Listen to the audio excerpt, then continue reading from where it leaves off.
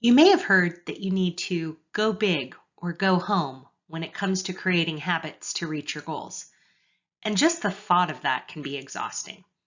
If that's you, then I'm here to offer you hope and a solution. Humans are designed to do some pretty incredible things, but we were also designed to work up to being able to do those incredible things. Just like as babies, we needed to learn how to crawl before we could walk, before we could run. I'm Jennifer Wood, and I'm a certified Tiny Habits coach taught by Dr. BJ Fogg and Linda Fogg through the Tiny Habits Academy. And here's the key to making habits stick so you can achieve your goals. You need to make them tiny.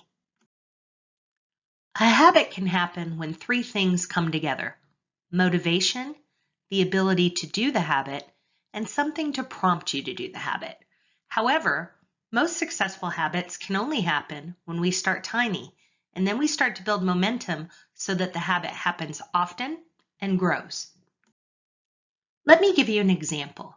Let's say that you want to improve your fitness, but you're pretty sedentary. However, your motivation is high. You sign up for a gym membership and you spend an hour working out, but because you've been sedentary for so long, it's really hard. The next day, you wake up feeling like you've been hit by a bus. You might push through the pain for another day or two, but eventually the habit just doesn't seem sustainable, so you quit.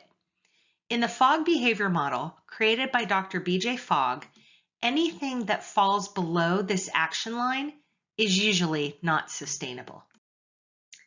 Compare that with dancing around your kitchen each morning. Your motivation is still fairly high, so you decide to do it while your coffee brews. Your coffee brewing becomes the prompt that reminds you that it's time to dance. It's not taking any time away from your day, and as long as you aren't breakdancing, you're not going to feel like you've been hit by a bus.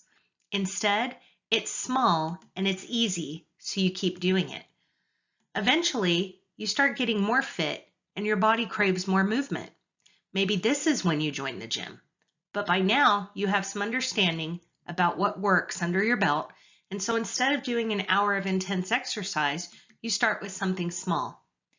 Now notice where the circle that indicates where the motivation and the ability come together. It's well above the line, so this could be a sustainable habit. But wait a minute, Jennifer. What if I just go big with my habits so that I can get fitter faster? Well, technically you could, but I live in Las Vegas, so we like to play the odds. And the odds are that when something is hard to do, it's even harder to keep doing consistently. So if you want to learn how to smash any goal that you set and to do it without being consumed by the steps to get there, check out the free Habit Foundations course on my site, thehabitcollective.com/foundations.